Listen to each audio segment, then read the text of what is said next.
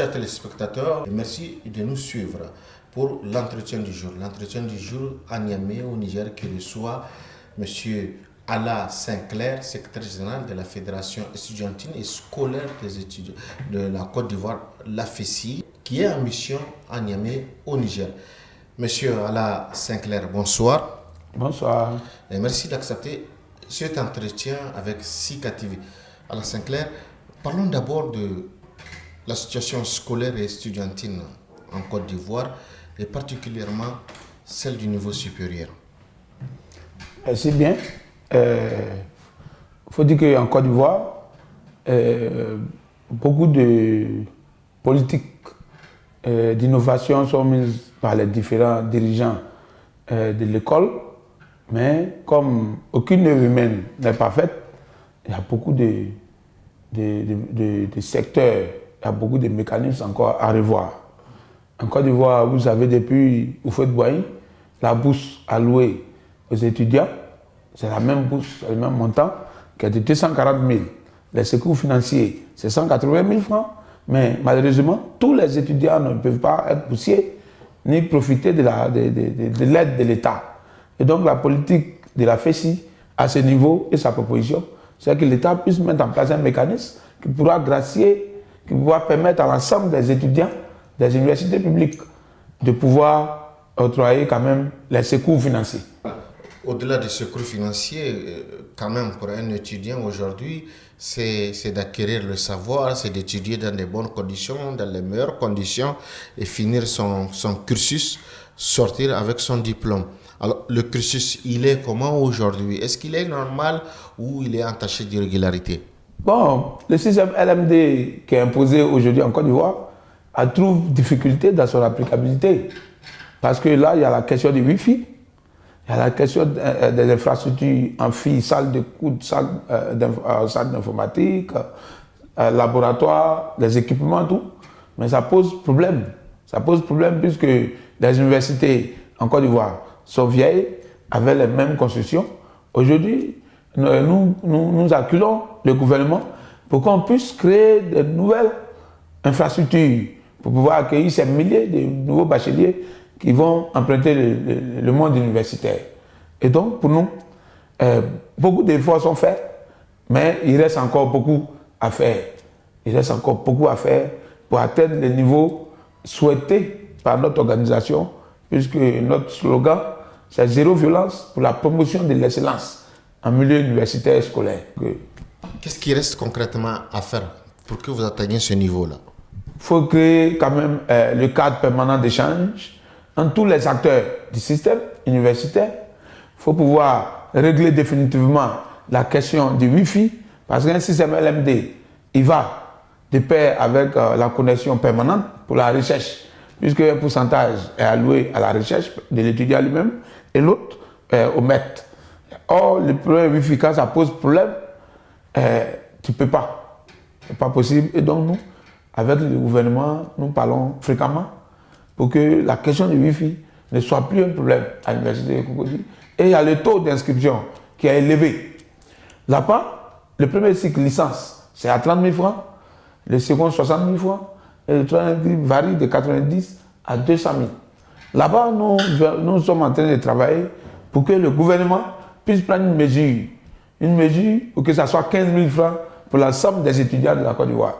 Parce que les frais élevés d'inscription empêchent beaucoup d'étudiants de pouvoir aller à l'école avec ce problème que vous connaissez présentement à l'université Houphouët-Boigny, le problème des étudiants qui n'ont pas pu s'inscrire, qui s'élève à plus de 1000. Voilà, certains disent qu'ils sont 5000, l'administration nous dit qu'ils sont 900, mais nous, en tant que la FESI dans le monde universitaire, nous avons mené des campagnes pour que la date limite d'inscription soit respectée, mais il y a beaucoup de cas sociaux. Il y a beaucoup d'étudiants qui n'arrivent pas à pouvoir avoir ces 30 000 pour faire face à leurs obligations. Oui, Monsieur Alla Sinclair, au-delà de la situation des étudiants, il y a aussi la situation de vos enseignants aujourd'hui qui viennent de sortir d'un long cycle de grève. Une grève illimitée qui a beaucoup paralysé l'enseignement supérieur. Alors, où est-ce qu'on en est aujourd'hui? Je pense qu'à l'initiative de la FESI, nous sommes allés voir le médiateur de la République pour que la tutelle et le syndicat des enseignants nous mettent, puissent s'asseoir et trouver un terrain d'entente. C'est ce qui a dû se passer.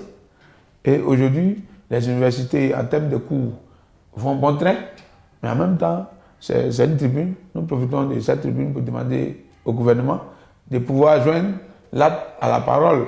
Ça veut dire que toutes les promesses faites à nos maîtres doivent être respectées et ils doivent avoir le suivi. Parce que dans un monde qui est basé sur plusieurs communautés, il est important de chercher à faire ce qui est bon pour que tout le monde se sente dans la question du développement infrastructurel, dans la question du développement de l'Institut.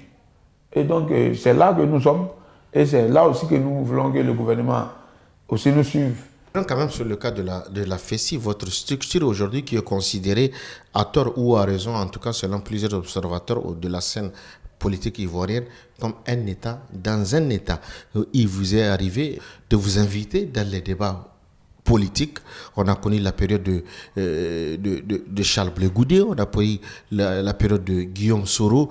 Quand même, la FESI a joué un rôle sur la scène politique et cela quand même a contribué à créer la situation de détérioration de l'enseignement en Côte d'Ivoire qu'on connaît. Ok, il faut dire que je suis le 11e secrétaire général de la FESI et donc j'hérite des 10 gestions antérieures. Alors, ce qui m'a poussé pour pouvoir me présenter à la tête de la structure, c'est que la quasi-totalité des élèves et étudiants de Côte d'Ivoire souffrent. Nous sommes dans une situation de précarité qui est extrême parce que vous regardez le lycée scientifique de Yamoussoukro, quand vous regardez, le lycée est dégradé. Or, c'est la boussole de l'excellence. La boussole de l'excellence en Côte d'Ivoire qui est à ce niveau-là. Donc, vous devez comprendre le niveau de l'école. Notre engagement, c'est de faire appliquer les tests, de faire appliquer les statuts de la FESI. Le préambule de la FESI, c'est que la FESI est une organisation apolitique d'élèves et d'étudiants. Mais malheureusement, certains leaders peuvent succomber à la pression étatique. Mais moi, depuis que j'ai arrivé, mon chronogramme est clair, mon carnet d'adresse est clair. J'ai placé mon mandat sur le sceau de la promotion de l'excellence en allant éradiquer la violence dans toutes ses formes. Dans toutes ses formes, parce que la violence a beaucoup de pères. L'armée qui s'invite souvent dans les débats idéologiques, dans les débats scientifiques. La police n'a pas sa place à l'université. Voilà, il y a cela. Je ne veux pas faire le jugement de certains de nos aînés, mais en tout cas, aujourd'hui, nous avons un programme qui est clair. Nous sommes en train de construire un siège, faire construire un siège par tous ceux qui ont milité un jour à la FESI, pour la FESI. Nous avons un secrétariat à la formation idéologique depuis le 10e congrès qui est là pour rappeler aux leaders la ligne idéologique. Voilà, c'est cela. Souvent, tu peux te laisser emporter par les émotions ou par les relationnels pour aller poser un pas qui sera extrêmement extra-syndical. Donc nous, notre rôle, c'est d'orienter, d'éduquer politiquement la communauté estudiantine, d'éduquer idéologiquement la communauté estudiantine et scolaire. Nous allons éradiquer la violence, la drogue, le tabac, l'alcoolisme et puis même les harcèlements de toute forme dans notre système. Ça existe. Mais il faut que la FESI joue son rôle pleinement. Et avec moi, le général Makelele, je pense qu'aujourd'hui la FESI au travail, c'est un vaste chantier. Mais nous y croyons. Mais qu'est-ce qui va véritablement différencier votre gestion à celle de vos aînés dont vous avez fait cas, et notamment ceux qui vraiment se sont investis dans la politique? Bon, ce que je voudrais dire, c'est que Soro Guillaume, quand il a fini la FESI, il est parti faire la politique. Ça, notre organisation, qui est le CRISE de la formation idéologique, le permet. Mais quand tu es secrétaire général, tu ne peux pas prendre une position politique. C'est pour cela qu'il a pris le 2 juin, quand il a été élu, mon premier discours était clair, c'était adressé à tous les politiques. Je leur ai dit que la FESI est l'organisation, l'association des élèves et étudiants de Côte d'Ivoire, point. À part cela, si tu es ministre de l'Éducation nationale, que tu sois FPI, que tu sois RDR, nous n'avons pas de problème pour échanger avec toi. Si tu es ministre de l'Enseignement supérieur, que tu sois d'un parti politique, RHDP ou PDC ou quoi, nous n'avons pas de problème pour échanger. Mais celui qui viendra nous demander de venir prendre une position dans une question politique, nous allons l'exposer. Mais une organisation fût-elle estudiantine quand même est garante de la préservation des acquis démocratiques, des droits de l'homme et tout cela. Oui. Aujourd'hui, il y a quand même le président Alassane Dramane Ouattara qui, à tort ou à raison, on lui donne l'intention de briguer un troisième mandat, ce qui, en tout cas, sauf si je me trompe, selon la Constitution, ne le permet pas. Est-ce que la FECI n'a pas quand même un droit de regard par rapport à cela? Si, dans notre texte, c'est clair. C'est clair, vous savez, il y a eu la crise en Côte d'Ivoire en 2002. À la faveur de la crise, il n'y avait pas d'école au nord. Des milliers d'élèves et étudiants se sont retrouvés dans les pays voisins. Et là, le secrétaire général dans le temps a pris position pour la FECI, pour les institutions républicaines. La FECI, dans son préambule, a le droit de se prononcer sur la question d'ordre national. Et pour nous, la question même du choix du président de la République, c'est une question d'ordre national. Parce qu'un étudiant, c'est un citoyen. Un élève, c'est un citoyen. Notre rôle sera d'orienter l'ensemble des élèves et étudiants. Mais en même temps, comme vous avez parlé d'intention, nous ne voulons pas mettre la charrue avant les bœufs. Nous attendons. Nous pensons que si la Constitution doit être piétinée, la FECI ne pourra pas associer son image à ce pas. Jamais. Jamais, vous dites. Oui. Mais il y a quand même des étudiants, membres de la FECI, qui ont quand même une certaine obédience politique. Et à cela, qu'est-ce que vous allez faire? Non, ça, c'est pas possible. C'est plus possible avec moi. Avec moi, quand tu es jeune d'un parti politique, tu fais la politique. J'ai sorti certains de mes sections parce qu'ils étaient dans la jeunesse du mouvement républicain. Il les a sortis. Il y a certains qui étaient dans la jeunesse du PDCI. Il les a sortis. Et la GFPI, qui avait aussi des étudiants, il les a sortis. Parce que je veux que véritablement la FECI soit l'école de formation qui donne libre choix à l'un de nos membres qui est sorti, qui devient donc ancien membre, de faire le choix politique.